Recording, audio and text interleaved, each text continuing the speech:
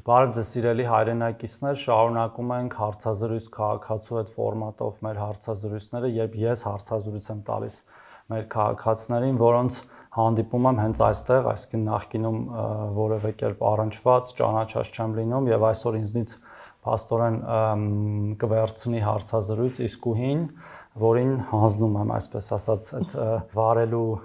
պարտականությունները ու փորձեմ պատասխանել ձեր ցանկացած հարցի, կլինի կապված մեր ոլորտի հետ կամ այլ ոլորտների հետ, մենք եղել է բազմաթիվ տարբեր նույնիսկ ընդհանուր բնույթի հարցեր են քննարկել, այնպես որ ազատ զգացեք, խնդրեմ։ Շատ շնորհակալ եմ շատ նախ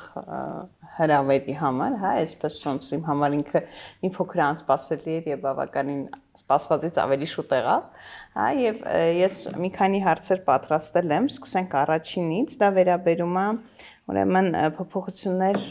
ընտանեկան նպաստների մասով, արդյոք մենք այս ոլորտում փոփոխություններ նախատեսում ենք, չենք նախատեսում եւ ինչպիսի քաղաքականություն ենք որդեգրել այս ոլորտում։ Շատ կարևոր հարց եք տալիս, իսկ վերջերս իրականում մի քանի առիթով խոսել եմ սրա մասին, բայց հիմա էլ կասեմ, որտեվ կարծում եմ ամենակարևոր հարցերից մեկն է։ Տեսեք, մենք ավանդաբար մի համակարգ ենք ունեցել իմ խորին համոզմամբ, որը ոչ թե նպաստել է, որ մարդիկ դուրս գան աղքատությունից, հենց այդ ընտանեկան նպաստների համակարգի մասին է խոսքը, այլ որ անվերջ մնան աղքատության մեջ։ Այդ նպաստի չափը, գնահատման համակարգը, ինչպես նաև այն որոշակի արտոնությունները, որոնց այդ մեր քաղաքացիներին տրվում են, դրա շնորհիվ դրդել են նրանց երբեք օրինակ ինչ ասեմ երբեք, բայց հաճախ օրինակ աշխատանք չգտնել, որտեղ ասում են կգտնենք աշխատանք, նպաստից կզրկվենք, կամ գտնում են աշխատանք, ասում են կլինի ինչ չգրանցեք, որպես պաշտոնական աշխատող, որտեղ էլի կզրկվեմ բանից, նպաստից, նպաստն էլ մի մեծ բան չի, գիտեք, փոքր թիվ է, բայց այնտեղ կա օրինակ անվճար առողջապահություն 2801-ից բարձրերի դեպքում կան նաև կոմունալ վճարների զեղչեր եւ այդպես կարծես թե մենք խրախուսում ենք որ մեր քաղաքացիները մնան այդ համակարգում, բայց հիմա կա մի պիլոտային ծրագիր, որ մի քիչ տրամաբանությունը փոխել է արդեն, թեև դա էլ պետք է փորձարկենք, հասկանանք ինչքանով է լավ աշխատում, երբ որ մի կարևոր կոմպոնենտ է առաջացել այդ համակարգի մեջ, որը երկու մարզում հիմա փորձարկվում է Կոտայքում եւ Սյունիքում, երբ որ քաղաքացուն մենք ինչ-որ մի փուլում աշխատանք ենք առաջարկելու եւ նրա հրաժարումը այդ աշխատանքից դիտվելու է որպես պոտենցիալ եկամուտ։ Այսինքն կոպիտ ասած, եթե չես ուզում աշխատես, կամ ունես այդ եկամուտը, բայց թաքցնում ես, կամ էլ չես ուզում աշխատես, ինչը երկու դեպքում էլ վատ է։ Իհարկե նաև այլ գործոններ էլ, որոնք ավելի ավտոմատացված են կարծես թե գնահատում, ու դրա արդյունքում մենք նաև քաղաքացիներին տալու ենք ոչ թե ֆիքսված չափի նպաստ, այլ իրական կարիքի եւ իրական եկամուտի տարբերությունը։ Այսինքն օրինակ եթե բազմանդամ ընտանիք է ու քիչ եկամուտ ունի, բայց հաշվում ենք ամեն ընտանիքի անդամով ինչքան կարիք ունի, տարբեր իրենց ծախսերով եւ տարիքասեռային կազմով, իրեն կարող է տան ոչ թե ասենք 20-30 հազար դրամ, այլ ընդհանուր մինչեւ 100-150 հազար դրամ նպաստ, բայց որը էլի չի նշանակում, որ միևնույն է իրանք դուրս կգան աղքատությունից, ավելի շատ փորձելու ենք մեր նախարարության անվան առաջի բարի տրամաբանությամբ աշխատանքի եւ սոցիալական հարցերի նախարարություն, այդպես ոնց որ այդ հարցը լուծենք։ Ես ասած այս մասով այսպես առաջարկ ինչ որ մտածել բան տարբերակ ունեմ, եթե թույլ կտաք, ես կարծում եմ, ես չգիտեմ, թեթևակի հաշվարկներով, քանի որ ասենք չեմ նաև ֆինանսիստ եմ, այսպես հաշվարկայինով ես կարծում եմ, որ ավելի նպատակահարմար կլիներ, եթե մենք ենթադրենք ընտանիքի անչափահաս անդամներին որոշակի գումար հատկացվեր, ոչ թե ինչ որ սոցիալական շեմով գնահատվող, որովհետև այդ սոցիալական շեմը երբ որ դրվում է, մարդիկ ասենք սկսում են, չգիտեմ, չզաքսավորվել, որ մայրը միայնակ մայր գրանցվի եւ ստանա փարոս, սկսում են մեքենաները ուրիշ մարդկանց անուններով գրանցել, որ դա չարժի շեմի վրա, հա, ոնց որ մենք մարդկանց ստիպում ենք, որ իրան գնան խախտումների, որպեսզի այդ 2 կոպեկից չհրաժարվեն, դրա փոխարեն ասենք երբ որ մենք ենթադրենք, չգիտեմ, որևէ տարիքի, չգիտեմ, 14 տարեկան, որից հետո երեխան իրավունք ունի աշխատանքի անցնելու կամ ինչ որ կամ անչափահաս դառնալը, տրամադրենք որոշակի գումար, որը չի ազդի իրանց ընտանեկան կարգավիճակի վրա եւ մարդիկ հանգիստ կգնան կաշխատեն, գրանցված կաշխատեն, ինչու՞ չէ նաեւ կօգտվեն մնացած հնարավորություններից, որը եկամտային հարկի վերադարձնա, մյուս լիքը արտոնություններ, որը սպահին ունեն։ Համաձայն եմ, որ միանշանակ այդ պաշտոնական աշխատանքը ավելի ձեռնտու պետք է լինի, քան թե այս ոչ պաշտոնական կամ ընդհանրապես չաշխատելը, տեսեք Երեխաների մասով նախ եկեք ֆիքսենք, որ ամեն դեպքում չենք ուզում, որ 14 տարեկան երեխեքը գնան աշխատեն, մենք ուզում ենք, որ իրանք սովորեն։ Ինչքան հնարավոր է երկար, 14 տարեկանը դեռ իհարկե թույլատրված է, բայց դա չի նշանակում, որ մենք պետքա շահագործենք մեր երեխաներին, երեխաները պետքա հնարավորինս սովորեն եւ առողջ մեծանան, բայց այդ ձեր ասածը տարբեր երկրներում եւ տարբեր ձևերով գոյություն ունի, այդ թվում մեր մոտ էլ բայց ոչ մինչև այդ տարիքը։ Օրինակ, ու դա ավելի շատ ոչ թե ընտանիքների աջակցության տրամաբանությամբ է արվում, այլ ժողովրդագրական տրամաբանությամբ, որ երեխաներ ունենանք։ Այո։ Հիմա օրինակ երրորդ երեխայի ծնվելու դեպքում երրորդ եւ հաջորդ գործում է կառավարության ծրագիր, երբ որ մենք ամսական մինչև 6 տարեկանը 50,000 դրամ գումար ենք տալիս, ինչը բավական մեծ օգուտ է մեր ընտանիքներին, եւ մենք հիմա մտածում ենք այդ համակարգի շարունակությունը ապահովելու համար եւ նաեւ բարեփոխելու մասով ու նաեւ կան իհարկե այլ գործիքներ էլ ծնողներին, ասենք նոր երեխա ունեցած ծնողներին աջակցելու դրանց բարեփոխման վրա էլ ենք մտածում եւ ինչքան մեր բյուջետային հնարավորությունները մեծանան, որտեղ դուք լավ բան եք ասում, որ կապված չլինի իրանք ինչ պայմաններում են ապրում, բայց մենք պետքա պարզապես նաև մաթեմատիկա անենք, հա, թվաբանություն պարզապես բազմապատկենք այդ տարիքի երեխաների թիվը այդ պոտենցիալ տրվող գումարի հետ, որտեղ եթե դա շատ փոքր եղավ, դա էլ անիմաստ։ Ու մենք հասկանանք մեր բյուջետային հնարավորությունները թույլ տալիս են թե չէ, ես ինչի եմ ասում, որտեղ օրինակ մեզ հաճախ նաև մեղադրում են կամ ասում են, որ ձեր բանը բյուջեն ամենամեծն է, ու իրոք այդպես է, մեր բյուջեն ամենամեծն է բոլոր նախարարությունների, բայց այդ մեր բյուջեի առյուծի բաժինը պարզապես բանաձև է բազմաթիվ թոշակների, նպաստների, հաշմանդամության, անապահովության, կենսաթոշակի ծերության նպաստի, այսինքն այնպես չի, որ ազատ միջոց կա, որը կարելի է շատ արագ ուղղել, բայց պլանավորման շրջանակներում մյուս տարվա բյուջեի, մյուս տարվա բյուջեի եւ այդպես շարունակ հնարավոր են, օրինակ, չգիտեմ, տարին մեծանա կամ երրորդ երեխայից անցնենք երկրորդ երեխային, սա այս հիմա պարզապես բարձրացան մտածում են, այնց որոշումներ այս պահին չկա։ Հա, ամեն դեպքում ասենք պետք է նաև հաշվի առնենք, որ եթե այդ նպաստի համակարգից դուրս գանք, հա, այդ շրջանակներից, այդ տիրույթից դուրս գանք, մարդիկ սկսեն աշխատել, այսինքն մարդիկ ավելի շատ հակված լինեն գրանցված աշխատելուն, դա կբերի ինչպես եկամտային հարկի բյուջեի մուտքերի ավելացման, որը կարելի է ուղղել նաև այդ հենց այդ նույն փողին, այսինքն աշխատում են, հարկեր են վճարում, որը հետո վերադառնում է որպես սոցիալական ծրագիր։ Իրականում հիմա էլ են վերադառնում այդ բոլոր վճարները մեր վճարած հարկերից, այդ թվում իհարկե, անպայման միանշանակ, ասենք շահութահարկ են, դա ինչ որ գոյանում է բնականաբար դրա հաշվին է, թե չէ բյուջեն այլ եկամուտ որտեղից։ Ոչ միտեղ, բյուջեն մեր ընդհանուր ընտանեկան։ Այո, բյուջեն մեր ընդհանուր զամբյուղն է, որին մենք յուրաքանչյուր քաղաքացի ինքն է ներդրում անում։ Ուղղակի ցավալի է տեսնել, երբ որ քաղաքացիները չեն մտածում դրա մասին, այսինքն այն որ իրանք պետք է գրանցված աշխատեն ու 20% եկամտային հարկ տան, դա չեն ուզում անեն, համ դա այդ 20%-ը չեն ուզում վճարեն, համ էլ ուզում են այդ նպաստը 30-40,000-ը լրացուցիչ ստանան։ Բարդ է, օրինակ նույնս հետ վճարի համակարգը, որ ներդրել ենք ու ուզում ենք զարգացնենք ու հունվարի 1-ից էլ մեծացնում են 20%-ի, ասում են, չէ, մեզ պետք չի հետ վճար, մեր թոշակները ուղիղ բարձրացրեք, բայց ասում ենք հարգելի մեր նպաստառուներ եւ կենսաթոշակ, բայց այդ որտեղից բարձրացնենք, այդ փողը հավաքվի, չէ՞ որ բարձր, իսկ ոնց հավաքվի։ Պետք է մարդիկ հարկ վճարեն։ Առևտուր անեք, որ այդ խանութը հարկ վճարի, այդ հարկը որ գա։ Եթե խանութը հարկ չվճարեց, ձեր տված կանխիկ գումարով ՀԴՄ չխփեց, մենք չենք կարողանալու այլևս։ Բացի այդ նույնիսկ այդ խանութը կարա դաժե միկրո լինի ու ոչ մի հարկել չվճարի, բայց ամեն դեպքում դե միկրոն այո, դա շատ լավ է, այս վերադարձի մասով ճիշտ ասած ես մի բանի հետ համաձայն չեմ, երբ որ աշակերտը 8 միավորով ընդունվում է ինստիտուտ, կապ չունի որ ինստիտուտ, հա, վճարովի հիմունքներով ընդունվում է, վճարում անում, հերիք չի տենց կիսագրագետ սովորում է, դառնում է կիսագրագետ ու միտեղ էլ աշխատում է ամբողջ համակարգը կործանում է, մի հատ էլ 100,000 հետ է ստանում տարեկան իր վճարից, ես դրա հետ մի քիչ այնքան էլ համաձայն չեմ։ դեպքում այդքան չնստեմ ասենք մեր աշակերտներին ուսանողներին, ես նաև վստահ եմ, որ բազմաթիվ մեր աշակերտներ, որոնք ընդունվում են այնուամենայնիվ ընթացքում սովորում են եւ ավարտում են եւ իրենց տեղը գտնում են աշխատաշուկայում, իսկ ինչ վերաբերում է այդ հետվճարին, դա ուրիշ, այդ սոցիալական կրեդիտների հետվճարն է եւ ես կարծում եմ, որտեղ երկու բաղադրիչ կա, նախ այո կրթությունը խրախուսելու, որովհետեւ մենք բան ենք անում դրանով դրթում ենք, որ մարդիկ ավելի վստահ գնան բուհեր,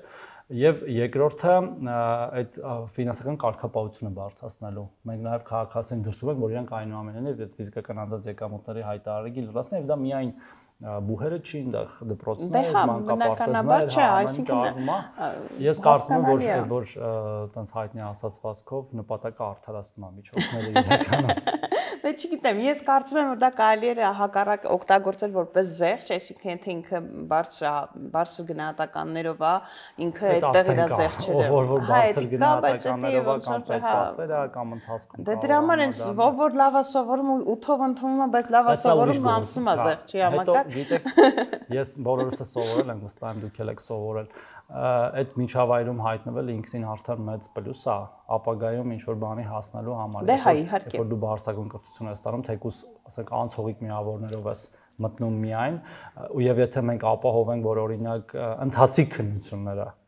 ճիշտ դրվեն եւ նրանք ովքեր որ իրոք չեն սովորում դուրս մնան, դա ոչ մի խնդիր չի առնում։ Այո, այդ դուրս մնալը արդեն գնում է բուհի։ Երկրներ կան, ընդունելության ոչ մի քննություն չունեն։ Ավտոմատ ընդունվում են, առաջի սեմեստրից սկսում են դուրս մնալ։ Դե հա, բան չասեցի, բայց դե դուրս մնալն ոնց որ բուհի ֆինանսական միջոցներին է կպնում, ձեռնարկատիրական եկամտներին, ես դեմ չեմ, որ վճարովի սովորում են քաբլիցի, ով ուզում է սովորել, թող սովորի, վճարովի եթե իր ի վիճակի է, թող սովորի, բայց ամեն դեպքում, հա, բայց ամեն դեպքում որին վճարած հարկերով ինքը հետա ստանում իր չսովորելու համար եւ դրան այդքան էլ համաձայն չէ։ Այդ թվում ձեր վերապատրաստումների համար հենց որ ամեն դեպքում հա իհարկե վերապատրաստում։ Իմ քոչան ենք մեր բոլորի վճարած հարկերն են։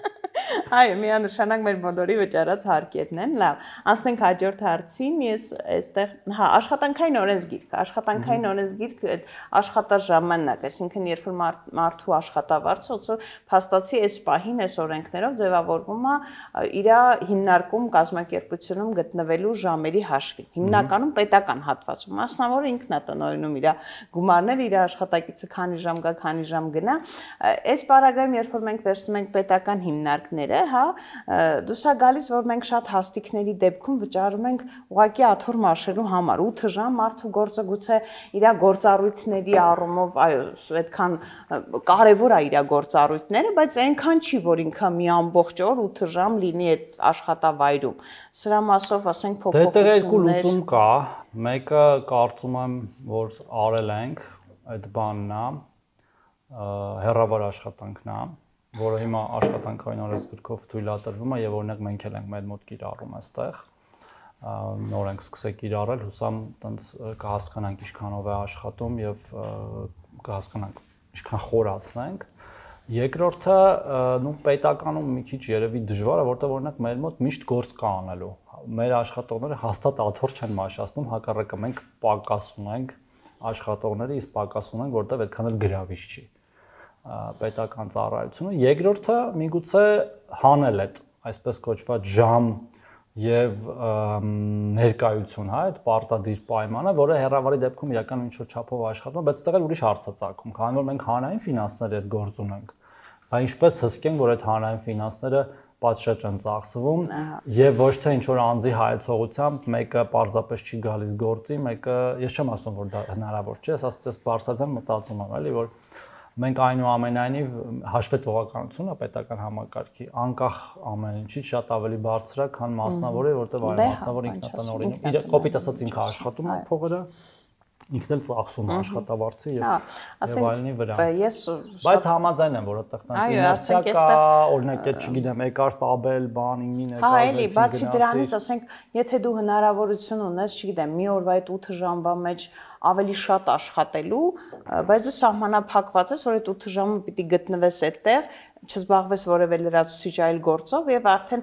քո պոտենցիալը կորչում, ասենք օրինակ ես օրինակ բերեմ իմ վրա, հա։ Լավ օրինակներ եք բերում, ես ուրախ կլինեի, որ մեր բոլոր քաղաքացիներ տենց լինեին, ոչ թե հակառակային, որ չեն ուզում աշխատեն ընդհանրապես, բայց ուզում են ապրեն։ Այո, օրինակ ասենք ես անցած տարվա օգոստոսից մինչև այս տարվա հունիս ես 2 բաժին էի համակարգում Հայ Անտառում, հաշվապահական հաշվառման բաժինը, որպես գլխավոր հաշվապահ եւ նաեւ անտառ վերականգնման բաժինը, քանի որ բաժնի պետ չէին կարողանում ճարել, ես քանի որ բակալավրով անտառագետ եմ, ոնց որ այդ բաժինը համակարգում էի ու մի փոքրիկ լրավճարով զուտ նրա համար, որ դա եթե դրույք ու կես լիներ, հիմնարկը աշխատում է 8 ժամ, բայց 4 ժամը ես որտեղ էի աշխատում, հա, ընդհանրապես որպես գործառույթներ լրավճարով դրված էր, բայց այսպես ասեմ, այնպես չէր, որ ես իմ որևէ գործում թերանում էի, որովհետև շնորհակալություն Աստծուն, ես այդ պոտենցիալը ունեմ ու ես կարող եմ միանգամից մի ժամվա մեջ անեմ այն, ինչը որ ուրիշ մարդը անում է, չգիտեմ, մի օրում կամ 2 օրում։ Այս առումով արդեն ոնց որ իմ պոտենցիալը հիմա ես մի բաժին եմ համակարգում արդեն, իմ պոտենցիալը կորչում է։ Ես զգում եմ, որ ես քիչ-քիչ, քանի որ էս է իմ գործառույթները, գնացի գործողում, անտառներում շրջեցի, տեսա, գնահատեցի, հետո արդեն ժամը 6-ից 7-ից հետո ես ազատ եմ, բայց ես կարամ ինչ-որ բանով զբաղվեմ, բայց ես դրա հնարավորությունը արդեն չունեմ։ Հասկանում եմ, բայց դե ունենք այնինչ ունենք, այդ իմ ասած շրջանակներում, այսինքն եթե նաև խնդիրը կոպիտ ասած տենց երկրորդ գործը թույլ տալու մասին է, այդ տարբեր մարդկանց մոտ, տարբեր պաշտոնյաների մոտ բաներ կան, սահմանափակումներ, կոնեք ես չեմ կարող երկրորդ գործ ունենամ, բայց դեր աշխատանքային ծառայողները, օրենքով քաղաքացիական ծառայողները, հանրային ծառայողները չեն կարող, իսկ ասենք չգիտեմ, պետական պոակների աշխատողները ՊԲ-ների աշխատողները ինչ որ չափով կարող են, բայց արդեն 12 ժամ 40 ժամ արդեն։ Հա, դե կներեք, էլի չեն կարող։ Մարդկանցը չեն կարող շահագործել։ Շատ աշխատելը լավ է, բայց հանգստանալը է պետք։ Դե բան չասեցի, բայց մարդը ինքն է ընտրում, ինչքան հանգստանա, ինչքան աշխատի, ասենք ես գերադասում եմ ցելի մի ամիս ծանրաբեռնված աշխատեմ եւ մի ամիս գնամ ինչ որ միտեղ հանգստանամ։ Ինդիվիդուումի մակարդակում դուք ճիշտ եք, բայց հանրային մակարդակում տես չեն կարող։ Ամեն դեպքում այդ ժամային սահմանափակումը շատ վայրի կապիտալիզմ է, էլի, այն որ գործատունու աշխատողը իրենք են որոշում, օրինակ կարա 3 օր 24 ժամ առանց հանգստանալու աշխատի, գիշեր-ցերեկ, հետո գնա մի 6 օր բան անի, հանգստանա, այդ կարող է որոշ խիստ կապիտալիստական ուլտրալիբերալ երկրներում հնարավոր է, մեր մոտ հնարավոր չի ու ինձ թվում է լավ է, որտեվ շահագործման ռիսկը շատ մեծ է, որ գործատուները դա կօգտագործեն որպես լծակ աշխատողները, ով չի համաձայնվի, կասենք ես հանում եմ ու կկանչեն մարդկանց, ով որ կհամաձայնվի եւ կշահագործեն իրենց։ Հա, իսկ այս դեպքում գուցե աշխատաժամանակը կրճատվի 8-ի փոխարեն դառնա, չգիտեմ, 6 եւ թույլատրել լինելի շարունակի մնալ 12 ժամը։ Դա ճիշտ տարբերություն է դեպքում։ Այն տարբերությունը, որ ասենք եթե 6 ժամ է, մարդը կարող միաժամանակ 2 տեղ աշխատել։ Շահագործես ճիշտ տարբերություն։ Չէ, բայց չասեցի, ասենք այդ նույն 12 ժամ եւ 40 ժամը մնա, բայց ասենք օրվա ժամը մի քիչ իջնի, որ մարդը այդ 40 ժամվա տեղ հասցնի 2 տեղ աշխատել կամ չգիտեմ։ Նայեք, օրինակ բազմաթիվ քաղաքացիներ նաեւ տենց բանավեճ կար, որ աշխատաժամանակը իջացնում, բայց ոչ թե իջացնենք, որ հետո գնանք ուրիշ տեղ աշխատենք, այլ իջացնենք, որ չաշխատենք։ Հիմա ձեր ասածը լավ հակառակն է։ Հա, չէ, ես կողմ եմ, հատկապես քանի որ նաև հաշվապահները սովորաբար մի քանի տեղ են աշխատում ու հաճախ այդ խնդրի առաջ կանգնում են, որ չգիտեմ, ասում են, բա դուք ո՞ր որտեղ եք ցեյ։ Ես բացում ու 10 հոգու հետ աշխատում ես, ոչ մեկի հետ չի։ Այո, դա էլ է տարբերակ, ճիշտ է։ Ամեն դեպքում դե ԱԶ-ի համար են հիմնականում գործատուները չեն համաձայնվում։ Չէ, դե նկատի ունեմ, եթե պետական ծառայող չես, հա։ Հա, ամեն դեպքում այդպես։ Լավ, շնորհակալ եմ։ Հաջորդը նվազագույն աշխատավարձ։ Նվազագույն աշխատավարձը փոխվել է 2022 թվականին, դառավ 75000, բավականին տևական ժամանակ փոփոխություն չկար։ Եթե հաշվի առնենք վերջին 3 տարիների 22, 23, 24 գնաճը, ինքը մոտավորապես 4-ից 5% է։ Արդյոք նվազագույն աշխատավարձի վերաբերյալ ինչ-որ փոփոխություններ պլանավորվում են, նախատեսվում են, թե ոչ։ Այս պահին նման որոշում չունենք, այդ հարցը միշտ օրակարգում է, միշտ քննարկվում է, բայց նաև այդ երկու բան կա, որ պետք է հաշվի առնենք, էլի, այսինքն տնտեսության վրա ազդեցությունը, որտեղ այո, կարևոր է այդ ամեն ինչը, բայց աշխատավարձերը, միջին աշխատավարձը այնուամենայնիվ գնաճից ավելի արագ տեմպով աճում է, որտեղ մենք եթե նայում ենք օրինակ միջին աշխատավարձի աճը, եթե չեմ սխալվում, ինքը հետ չի ընկնում ամեն դեպքում գնաճից։ Իհարկե, այնտեղ կա նաև մեդիան աշխատավարձը, միջինը շատ ցածրից շատ բարձրն էլ հաշված է, եթե դրանք հանում ենք մի քիչ ավելի ուրիշ թիվ է, բայց այնուամենայնիվ մենակ պետական գործիքներով չի, որ աշխատավարձը աճում է, այսինքն շուկայի մրցունակությամբ, աշխատաշուկայի եւ այլն։ Եվ բարձրացնելուց պետք է այդ մի գործոնը նախ հաշվի առնենք, թե տնտեսության վրա դա դրական կանդրադառնա, թե բացական, որտեղ թե հանկարծ տնտեսական աճի տեմպի վրա դա բացական անդրադարձավ, մյուս տարի ավելի ցածրանալու է միջին աշխատավարձը, ինչքան ուզում եմ մենք մինիմալը բարձրացնենք, որտեղ մինիմալով մեկը կոպիտ ասած դժվար է։ Հա, իհարկե, ուղղակի եւ երկրորդը կներեք պետական բյուջեի վրա ազդեցությունը, որը էլի իրականում եւ կախված է տնտեսական աճից, որտեղ բյուջեն գրվում է տնտեսական աճի տեմպերը հաշվի առնելով, եւ երկրորդը բյուջետային հիմնարկների եւ այն բոլոր ծառայողների աշխատավարձի ծախսերը, որոնք ձևավորվում են մինիմալ աշխատավարձի վրա ֆորմուլայով, այսինքն այդ տասնյակ միլիարդների աճ կարող է լինել, որը մեր բոլորի ծախսերի շրջանակներում պետք է հասկանանք։ Այո, բոլորը ուզում են, որ դա տեղի ունենա, ես եմ շատ ուզում, բոլորը վարչապետ, կառավարություն եւ այլն, բայց այդ բոլոր ծախսերը հաշվի առնելով մենք պետք է հասկանանք, որոնք են օրինակ առաջնահերթությունները։ Հիմա պաշտպանության բյուջե կա, սոցիալի մեր բյուջեն կա, այդ թոշակներով եւ այլնով բանի բյուջե կա, առողջապահության բյուջե կա, կրթության բյուջե կա, այսինքն բոլորը կարևոր են, անկարևոր բյուջե չկա։ Եվ դրա համար հենց հիմա օրինակ մենք 26-ի բյուջետային քննարկումների մեջ ենք, ուտեղ այդ բանն ենք փորձում գտնել այդ ճիշտ հավասարակշռությունը։ Դրա համար էլ անտառների բյուջեն կրճատել եք կեսով, ուղիղ կեսով։ Չեմ կարող ասեմ, այդ մեր գործը չի։ Չէ, ասենք երբ որ վերջերս աչքիս ընկավ 850 որոշումը կառավարության օգոստոսի երևի թե կամ հուլիսի դպրոցների ֆինանսավորման հետ կապված, այնտեղ աշխատավարձերը բոլորի սպասարկող անձնակազմի գնում է նվազագույն աշխատավարձ եւ գործակիցներ, ամենաբարձր գործակիցը մոտավորապես 1.7-ն է, որը 120-ից 150 հազար դրամ է դառնում։ Հասկանում եմ, բայց այդ իմ ասած հաշվարկի բանը, ասկե եթե դարձավ օրինակ նվազագույնը այդ թիվը, ու մենք պետք է անկեղծելի ելնենք, այստեղ թաքցնելու բան չկա, ու այդ պարզագործակիցները փոխվելը հո չենք իջացնելու, եթե իջացնելու ենք, էլ ինչ ենք բարձրացնում, այդ ամեն ինչը ելնելու, ասենք, չգիտեմ, 50 միլիարդ դրամ ենթադրենք ծախս կամ X միլիարդ դրամ ծախս պետական բյուջեի վրա, որը մենք պետք է իմանանք կա թե չկա, եւ եթե կա այդ ավել 50 միլիարդը, դա ինչի վրա է ծախսում այս պահին մեր երկրի բոլոր մարտահրավերները հաշվի առնելով։ Հասկանալի, ուղղակի ասենք, երբ որ մենք վերցնում ենք քաղաքծառայությունը, քաղաքծառայությունը վարչատրվում է նաև այնտեղ աշխատանքային ստաժով պայմանավորված գործակիցները, բայց դպրոցների պարագայում, ասենք, այդ սպասարկող անձնակազմը, որը մոտավորապես 20-30, 10-ից 20 աշխատակից է յուրաքանչյուր դպրոցում, իրանց մոտ այդ շկալան ոնց որ եղել է 79N հրամանը կրթության նախարարի, այդպես է շարունակել մնալ, բան չի փոխվել։ Հա, բան չի փոխվել վերջին 3 տարիներին։ Հրամանի մեջ փոփոխությունը, եթե բյուջեից է կախված, պետք է բյուջեն հաշվի առնի դա։ Չի կարա պարզապես փոփոխություն լինի։ Շատ բարի, այսքանով իմ հարցերը սպառվեցին։ Շնորհակալ եմ շատ, հուսամ մեր հեռուստադիտողները կհավանան այս մեր զրույցը, իսկ մենք դեռ կշարունակենք այս ֆորմատով։ Այո, բայց ես կարծում եմ մեծ մասը կճղայնանան, որովհետև ես դեմ եմ փարոսներին։ Մենք կողմ ենք աշխատելու, եթե նկատեցիք, եւ իսկույն ուզում եմ շատ աշխատի, որտեղ կարծում եմ, որ այդ պոտենցիալը ունի, հուսով եմ օրինակ կվերցնեն շատերը։ Այո, ստեսություն լավ եղեք։